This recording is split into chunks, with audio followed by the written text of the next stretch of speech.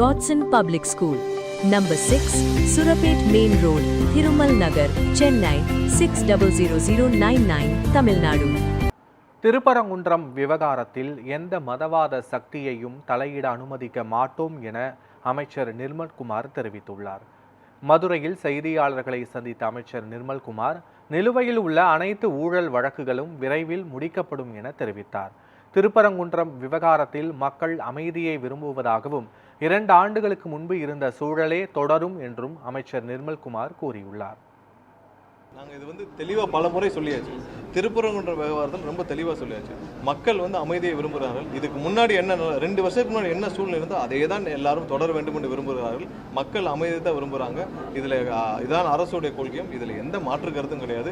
இதில்